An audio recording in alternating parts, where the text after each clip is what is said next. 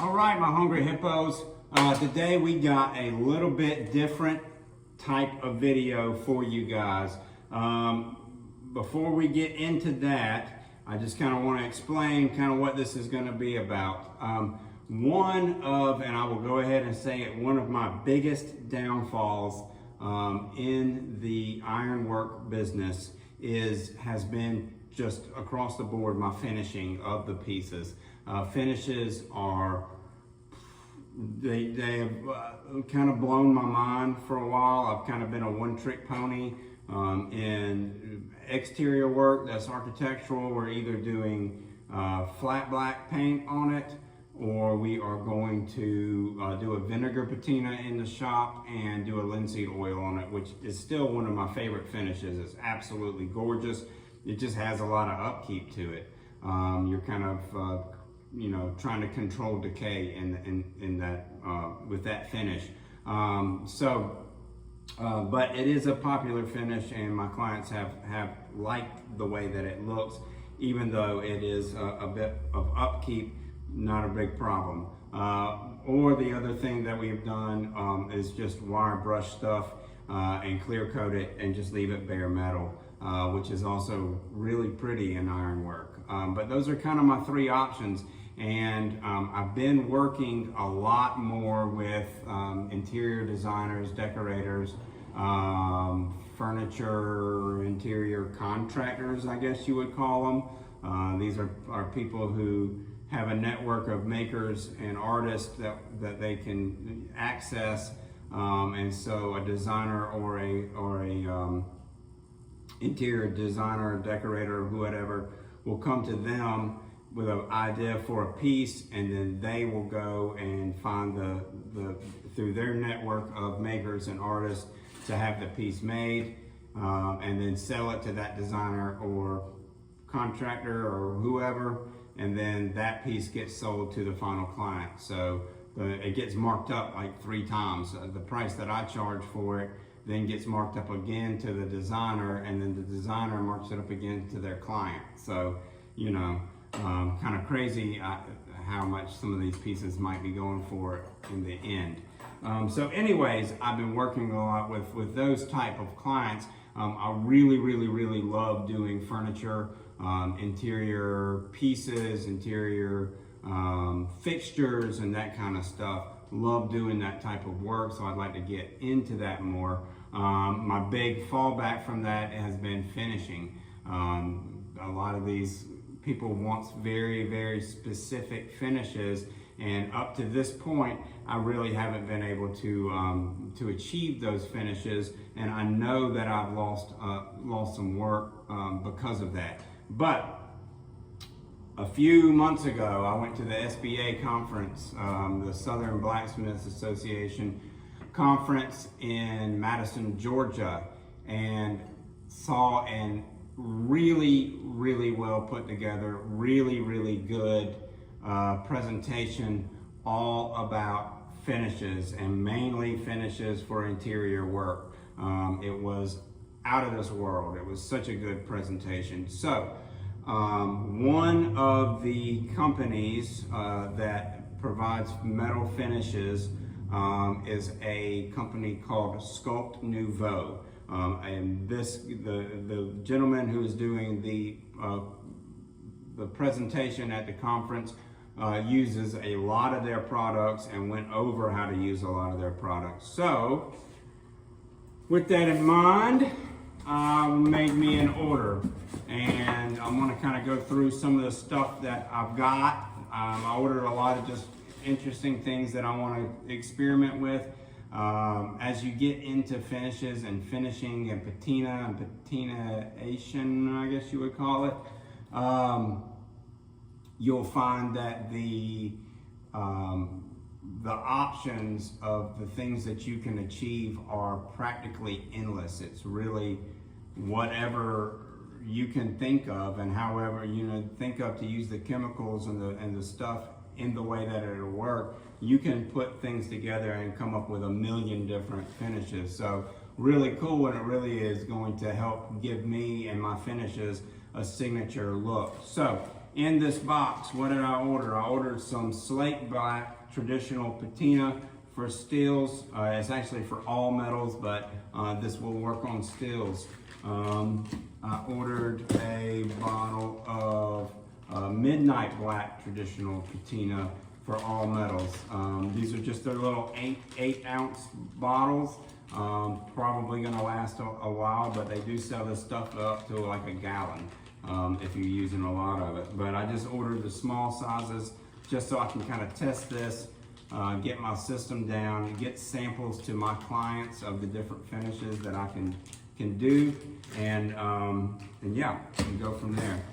We ordered some Japanese brown, which is this one is the one that I'm really most excited about experimenting with, because this one is for iron and steel, and you can do it hot or cold, and it gives you a different look, either depending on how you do it. So we got that. We got some honeycomb brown for all metals. I believe this is just a cold patina, but it's interested in experimenting with that. I also ordered a small thing of bronze metal rub that I am excited to experiment with. I ordered their waxes, their clear waxes. The gentleman that did the presentation did a lot of stuff with waxes, and he did a lot of stuff with their clear waxes. He uses their clear wax as a final coating on a lot of his pieces, especially even like high traffic pieces, like coffee table bases and stuff like that. I'm going to get stuff rubbed against it a lot. And he said, in all the years that he's been doing interior work, he has not had one client bring a piece back to him for refinishing. Their waxes are supposed to hold up like indefinitely. So he just demonstrated the clear wax and the black wax, but they make wax in a bunch of different colors, and they sell it in a wax kit where you can get a sample size about that big there, 2-ounce sample size of every color that they make. I don't know if y'all can see that in there, but there's a lot of colors. 1, 2, 3, 4, 5, 6, 7, 8, 9, 10 different colors of wax. So real excited about experimenting with those. I also ordered, just because they have a kit, they have a solvent dye kit. I ordered the solvent dye kit, and I mainly got it because it's got a lot of other stuff in it other than just the solvent dyes. The solvent dyes, from what I've learned about them, kind of go on as an opaque color. So if you have a piece of steel, you can put it on and it'll have like a opaque color to it, and then you can, add waxes or whatever on top to really build up a really cool look. So you got a little sample bottle of each color of wax, of a solvent dye here in that kit. You got some solvent dye thinner here if you need to thin the stuff. You get a bigger bottle. Well, no, this is 2-ounce. You get another clear wax. So we'll put that with the waxes there. Then you get their Clear Guard in a can, and you get a spray can of Clear Guard. So that's cool because I'm excited about experimenting with that. You get their Color Lock. This is a spray that you would use. They say they use it a lot on hot patinas, the solvent dyes, anything that you want that color to stay there and stay forever and pop. Use Color Lock on it, and it'll just make that color like choosh. And then you can go back over the Color Lock with a Clear Guard, which will really lock everything in, and that's your final finish on it. And then we get a spray bottle of their metal cleaner and degreaser. So that's what I ordered for my first round of stuff to experiment with. And then they also sent me, and this is probably the most valuable thing in the whole box, and I didn't even realize I was going to get it. They send you their product guide. So in this book they have every product that they make, They have written up exactly what it does and how to use it. And guess what is the coolest thing in here? There are little QR codes in here. You can scan those QR codes. It takes you right to their YouTube channel and the video about how to use this product and the things that you can do with that product. So you can sit on the sofa for hours scanning QR codes and watching videos about metal finishing. So cool little book they send out. I don't know if you just get this free with every order or if they sell this, but Sculpt Nouveau, it may be even just beneficial to order this book from them just so you can kind of go through their stuff. Also, their YouTube channel is extremely beneficial to watch. Very, very, very informative there. So anyways, I'm gonna quit babbling about metal finishes, and we are actually going to, in this video here, we are actually going to start playing with some of these. I've got 2 pieces of metal, and I'm thinking that we can maybe do one of these blacks, slate black. Let's try a slate black out. So let me get set up for that, flip the camera around, and we'll be right back, and we'll do some slate black. Thanks, guys.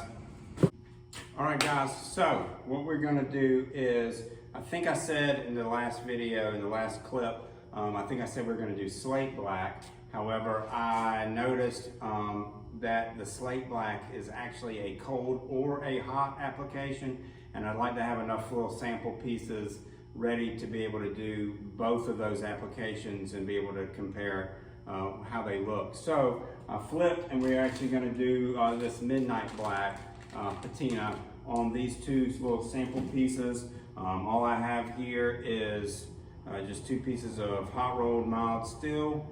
They were soaked in vinegar overnight to eat up all the mill scale, and then I scrubbed them with a wire brush this morning, and then I have wire brushed them with the wire wheel on the angle grinder, wire brushed the crap out of them, so they are all shiny and beautiful. You'll see on the Sculpt Nouveau website there, they want you to sand all your metal and do all this kind of stuff.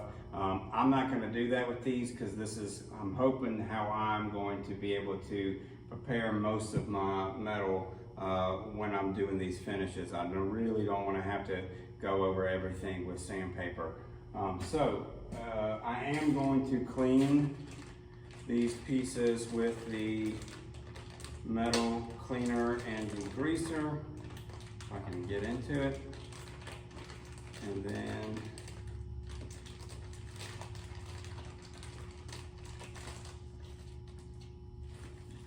we will see what that patina is going to do.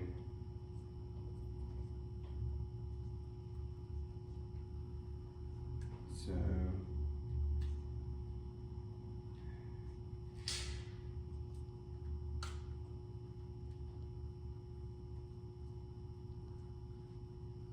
give this a couple of squirts. There. I've got a little Scotch-Brite pad. I've scrub that really good, and then I'm gonna dry it with this rag.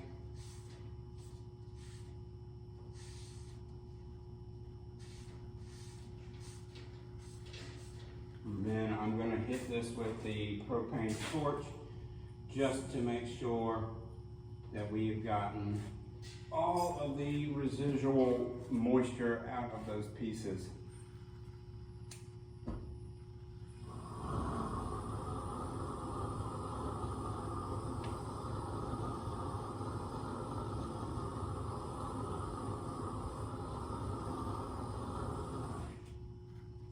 All we're going to do right there.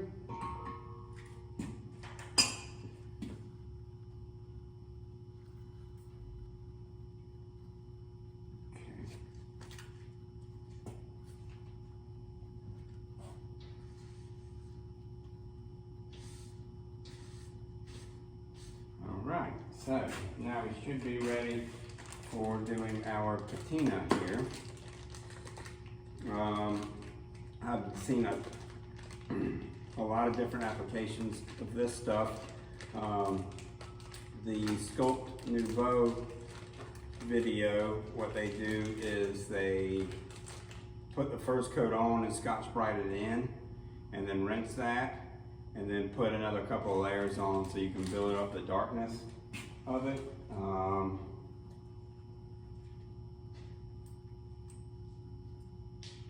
Which I guess is how I'm going to do it, so that we are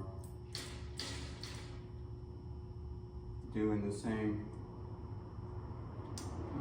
thing they're doing, so we can kind of have something to kind of go off of.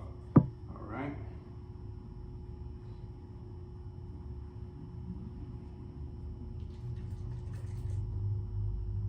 Shake it up real good. And I'm going to bring you guys up closer so y'all can see the reaction. Different, guys. All right, guys, here we go.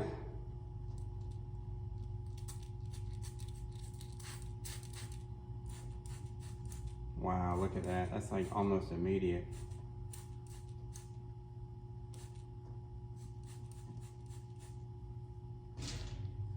Okay. I'm going to Scotch-Brite that in a little bit.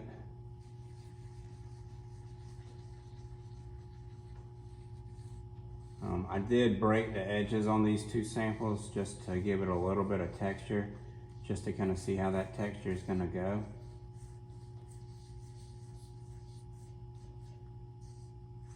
All right, so that's going to sit for 3 to 5 minutes. Then we'll rinse it and do another application of it. All right, guys, so after my first coat, that's what I got. I rinsed those in water to stop the reaction. And I really kind of like that. This one particularly looks really pretty cool. But I am going to go and do another. I want that darker. So we are going to do another application of that. I am going to go ahead and try to, well, I guess I blotted them dry enough. I'm not going to hit it with a torch again. But I'm going to get those there, and let's go ahead and do another application.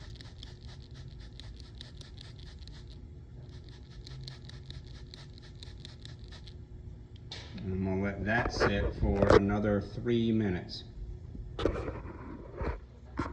Alright guys, that's what we got after our second application. This one got a good bit darker. You've been getting some, it's not showing up well on camera, but there's even some blues in there.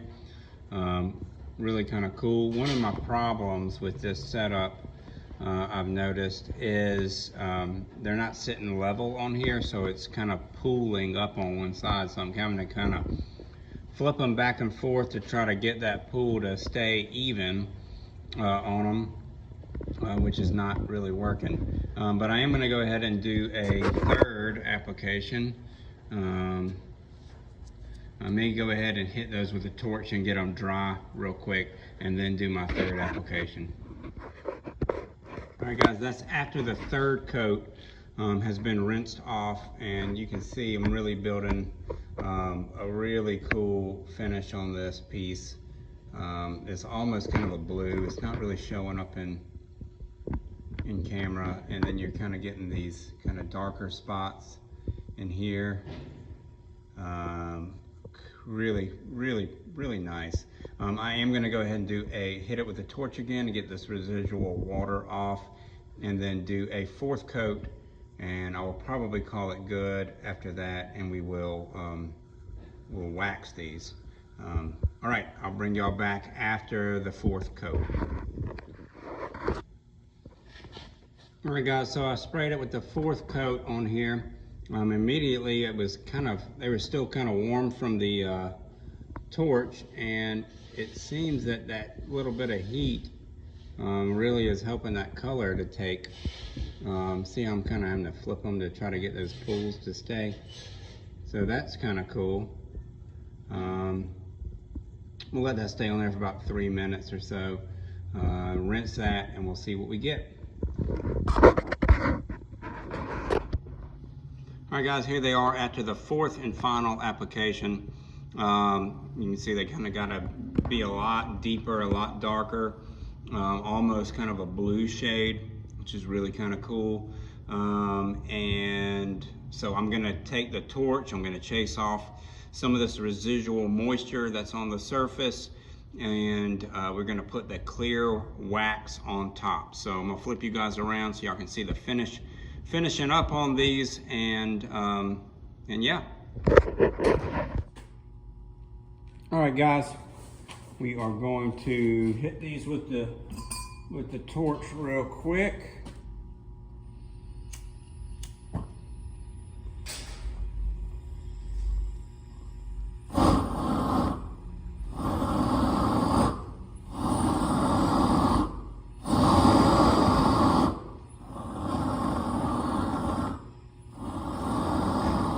See that moisture kind of condense on there, and then you can see it kind of evaporate off.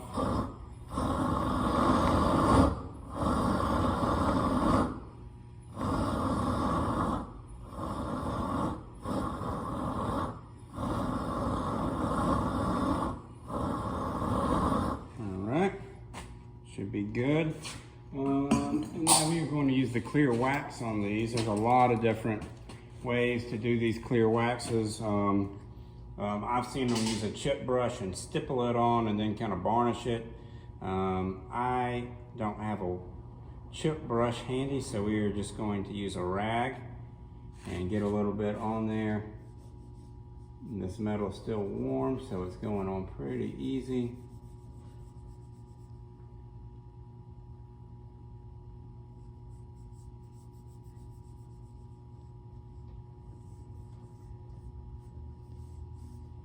Do a coat there.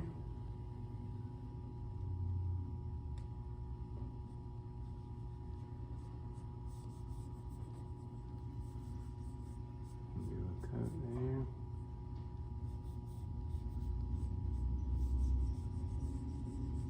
Just kind of want to build up this wax. Sorry guys, my camera cut off, but here is our final finish on those with the wax. Very nice. I'm really pleased with that finish. Smoothed that wax, smoothed it out a lot. Very nice. So I'm real pleased with that. Anyways, we'll do more of this at another video. Hope y'all enjoyed it. Follow me on Instagram at Greenhow Handmade, and greenhowhandmade.com if you'd like to see more of my work. Thanks so much. Bye-bye.